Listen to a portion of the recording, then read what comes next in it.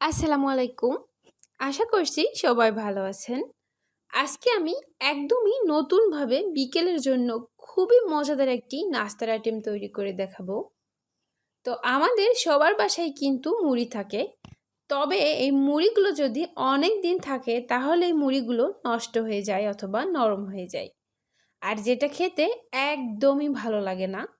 তো আজকে আমি নরম হয়ে যাওয়া অথবা নষ্ট হয়ে যাওয়া মুড়িগুলো দিয়ে বিকেলের জন্য একটি নাস্তা তৈরি করে দেখাবো। আর এগুলো খেতে এতটাই মজার হয় যে খেয়ে কেউ বুঝতেই পারবে না যে এটা নরম হয়ে যাওয়া মুড়ি দিয়ে তৈরি করা। আশা করছি রেসিপিটি আপনাদের কাছে ভীষণ ভালো লাগবে। তো প্রথমে আমি একটি মিক্সিং বোলে নিয়ে নিচ্ছি 2 কাপ পরিমাণ নরম মুড়ি। তবে আপনারা যদি চান তাহলে এই নাস্তাটি ভালো আর মুচমুচে মুড়ি দিয়েও তৈরি করতে পারবেন।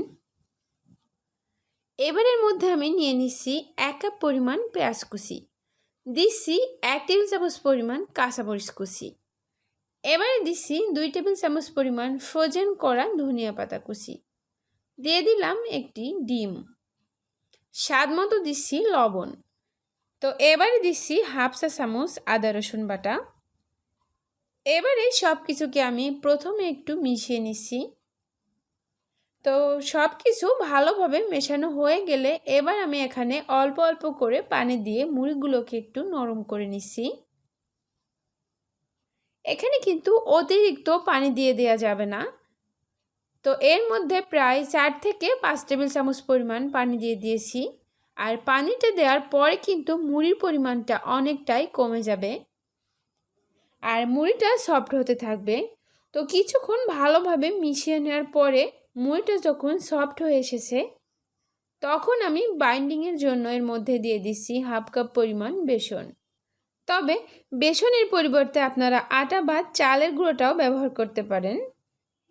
এখন এই সবগুলো উপকরণ একসাথে খুব ভালোভাবে মিশিয়ে নিচ্ছি।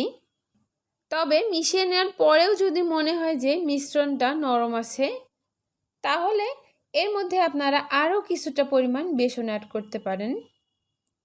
তো খুব বেশি নরম থাকলে ভালো করে নাস্তার শেপটা দেওয়া যাবে না, এই আর কি। সব কিছু ভালোভাবে মিশিয়ে নেওয়া হয়ে গিয়েছে। এবার আমি হাতে সামান্য তেল মেখে নিয়েছি পাকোড়াগুলো বানিয়ে নেওয়ার জন্য। আমি এই পাকোড়াগুলোকে লম্বা আর চিকন করে বানিয়ে নিচ্ছি। তবে আপনারা আপনাদের পছন্দ মতো গোল বা চ্যাপ্টা করেও বানিয়ে নিতে পারেন। তো পাকোড়াগুলো ভাজার জন্য প্যানে পরিমাণ মতো তেল গরম হতে দিয়েছি। এবার আমি একটা একটা করে পাকোড়া তেলের মধ্যে ছেড়ে দিচ্ছি। তবে পাকোড়াগুলো তেলে দেওয়ার সময় কিন্তু তেলটা মোটামুটি গরম থাকবে। তেলটা বেশি গরম থাকা যাবে না, তাহলে উপর থেকে তাড়াতাড়ি কালার চলে আসবে আর ভিতর থেকে কাঁচা রয়ে যাবে। তো সবগুলো পাকোড়া তেলের মধ্যে দেওয়ার পরে এবার আমি চুলার হিটটাকে মিডিয়াম টু হাইয়ের মাঝামাঝি রেখে পাকোড়াগুলো ভেজে নিব আমার পছন্দ মতো কালার আসা পর্যন্ত।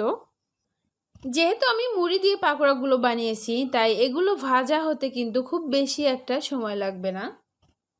পাকোড়াগুলো ঠিক এরকম কালার আসতে আমার 7 থেকে 8 মিনিটের মতো সময় লেগেছে।